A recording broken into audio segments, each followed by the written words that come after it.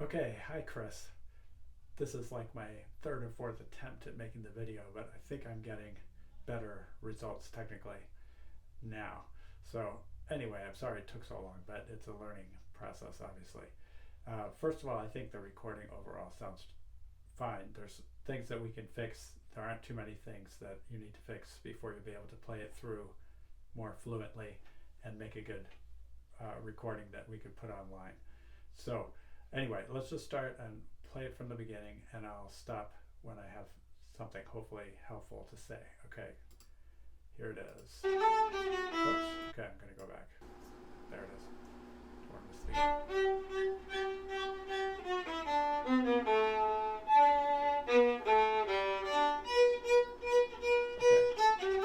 Okay. I just noticed right from the very beginning when you're the fingers really go up very straight when it's like really lifting your fingers. So like they kind of go up like this. So if you look at the angle's different, so it's hard to see. But if you look at my fingers, I really think you could be more efficient and just not lift your fingers. I think it's we talked about it before, but I think it makes it slower, and it messes up your coordination. It makes your hand tense, less likely to be in tune. So we're going to focus when you lift the fingers, only lifting them this far off this string. Okay, so anyway, think about that when you watch the video.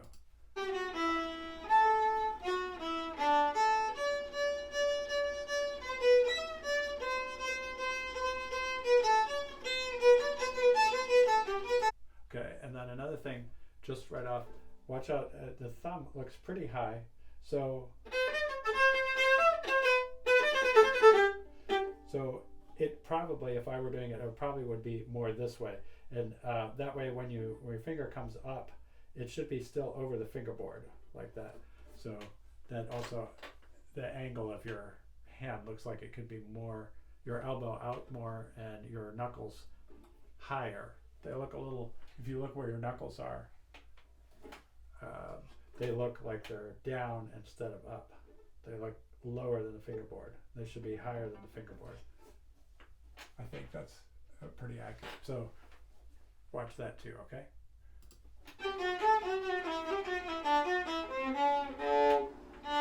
Okay, that was just a little out of tune though. The G sharp? No. Jeez.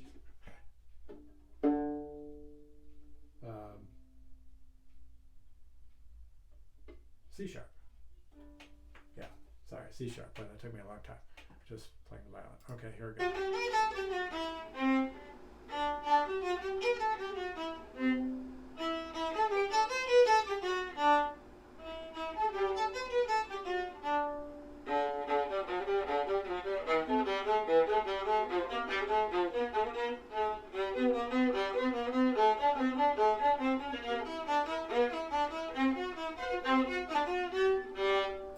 Okay, I think when you did this, that it was better the next time. There is the next time, right?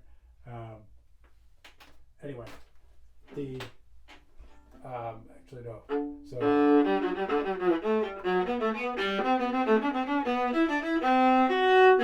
just really think about the two lines that you have going. The bottom line.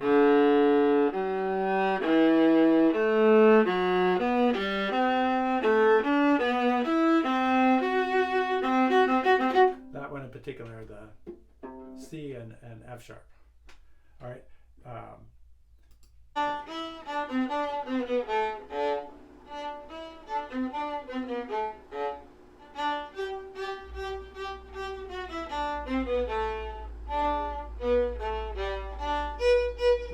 Very good intonation.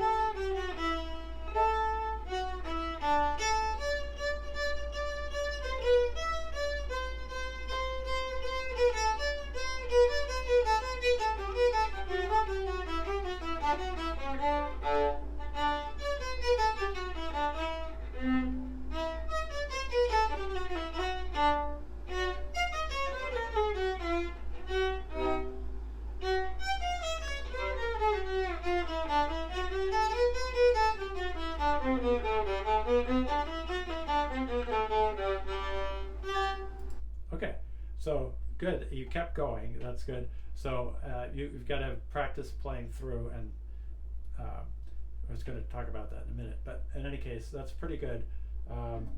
Just the shift didn't quite make it up. But otherwise, that was pretty well in tune. So I keep noticing this angle. I can see your bow hold, and it looks like your index finger is pretty far apart and your pinky is straight.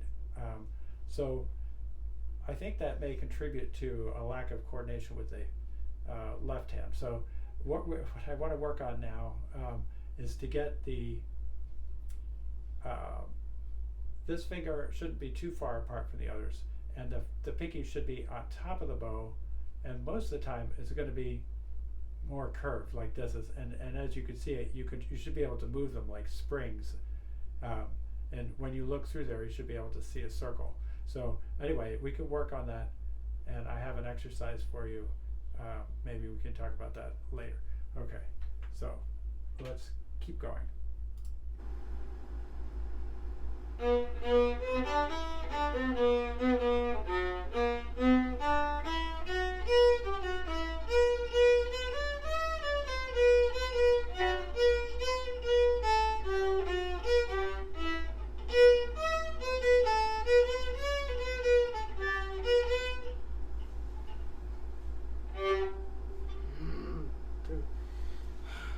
No, I'm not going to start over.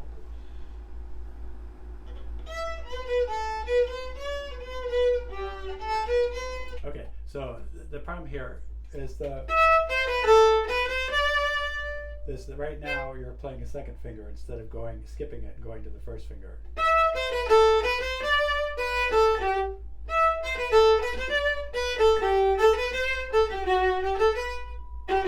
So if I'm playing a passage like this, I would try and think about the pattern. You have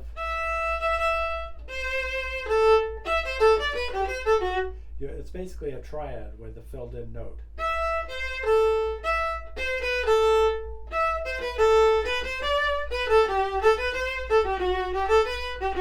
But you always have the skip, in the top. So anyway, try and think about the pattern, and we're always playing groups of 3 notes. So that's kind of by itself. Then you have 3 notes, and then 3 notes. And the idea is you want to know what those 3 notes are before you start the group. Otherwise, there's not enough time to read them, right? So you kind of have to do it in blocks of notes. Anyway, so take it apart, that passage.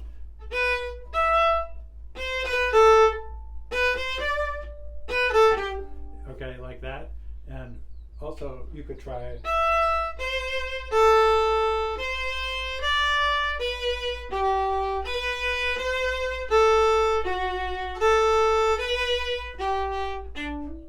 For example, any kind of variations like that. And then when you're playing it,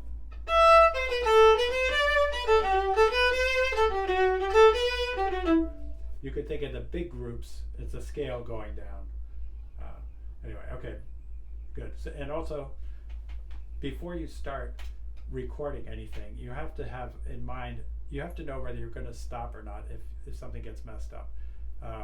Or are you going to go on? Because with recordings, you can always stop and go back and do it again. But I would suggest that you try and make a whole recording, unless you mess up the first note or near the beginning. But try and do the whole thing in one take, and that's good practice. No matter what happens, try not to break the flow and keep going. And that's important because that's what we do in concerts, and so that's more important. And then. Anyway, so just if you think there's a possibility of stopping, you're more likely to stop. So just don't even consider it as an option when you're making the recording, and I think it will go smoother. Okay, so carry on here. I just can't do it. It's so weird.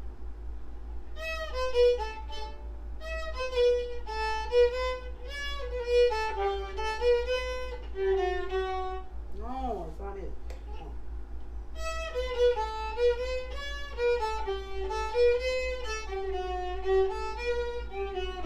Oh.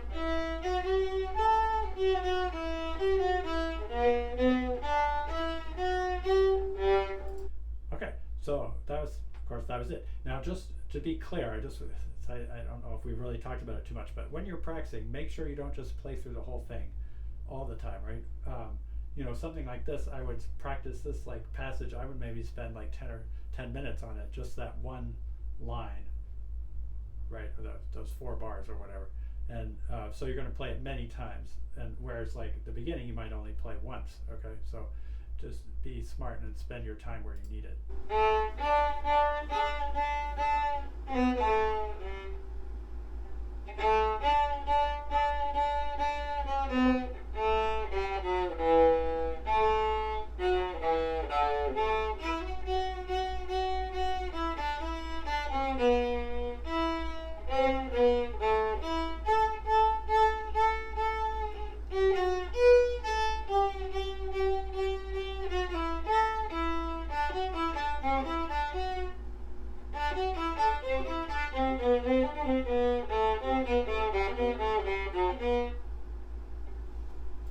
Okay, and so remember, this is the spot where we lose our C sharp.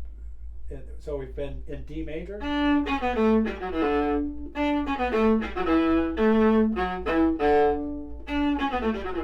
D major.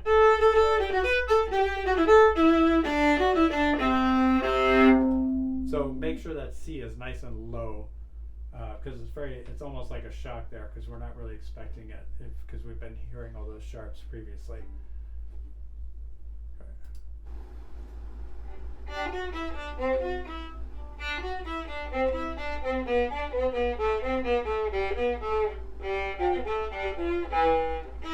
Okay, that didn't sound like a high enough. The third finger F sharp on the C string didn't seem like it was high enough there. So so we have low for the C natural, third finger, and then high for the F sharp. Okay, going on.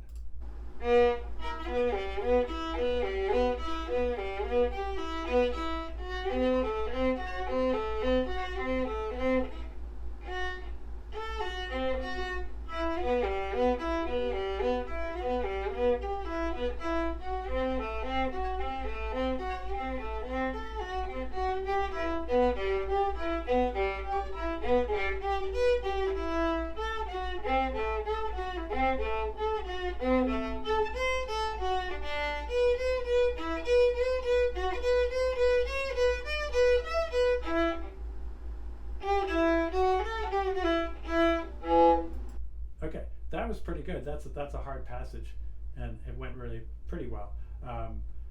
The thing I keep noticing is that you're lifting your fingers very high, and I feel like that's slowing you down. This even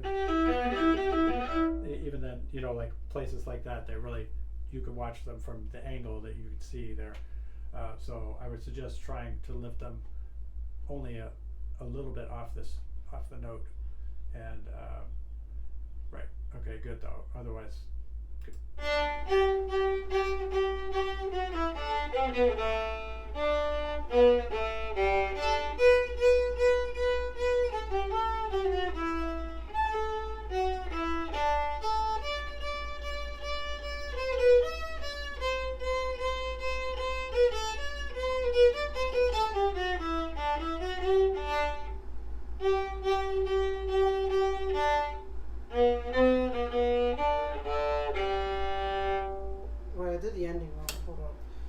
Okay, well, anyway, but the thing is, sometimes I've been noticing sometimes you get mixed up when there's a fourth finger or the open string.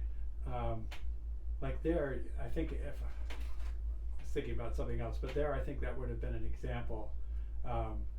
Anyway, and I know you'll get it the next time. But before I forget, if you're looking at the second page, the second line in the middle there, where it goes into D major.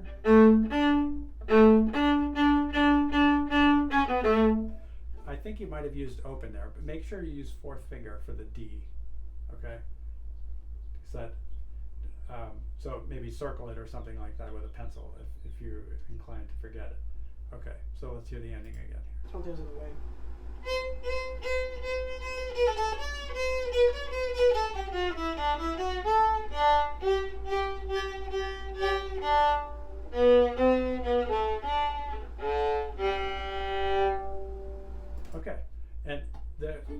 shifting, you could go, you could shift into third position and use your second finger for the last note. That's nice because you can always add it's a little warmer than an open string sound, and you can always add vibrato when we get to it. So those the thing. Okay, so generally speaking, there are only a few spots. Let's see. Basically, the first problem area was really the shifting spot, which is hard. So I'd always practice that. Then the place where you got just tangled up with the sequence that we talked about, that business. I practice that a lot. Okay, then everything's pretty good. The slur section is very good. Just try and work on not lifting the fingers. That's kind of hard to not do things, but anyway, try and work on that. And then that's about it. Then the ending, I think that'll be fine. Just clarify, make sure you know you're going to do a fourth finger when it says fourth finger, and I think that'll help. Anyway, well, thanks for sending me the video. Thanks for listening to this video. Let's see, how long has it been? Oh my gosh. Okay, so it's pretty long. All right. I look forward to seeing you virtually on Tuesday, and good job on this. And we have about probably 2 weeks at the most to get this really as good as you can do it, and I know we can do it, and it's very close. Just work on those spots, and okay. I do want to show you the thing about the fingers. There's a thing to practice. What you do is you put the bow so that the metal piece there is actually right up against the string. I'll do it on the A string, just for example. So I'm up as far as I can. I'm hitting the string with the metal ferrule, and then I'm going to go like this.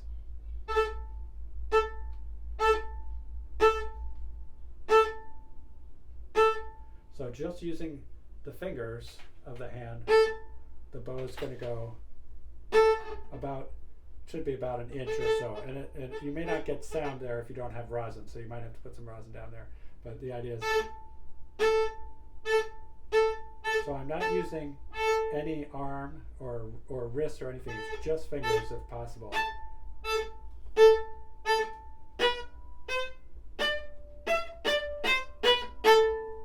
Okay, like that, and practice that way. You can practice your finger motion. There are a couple other exercises, and we'll talk about that maybe on Tuesday. Great job. See you on Tuesday.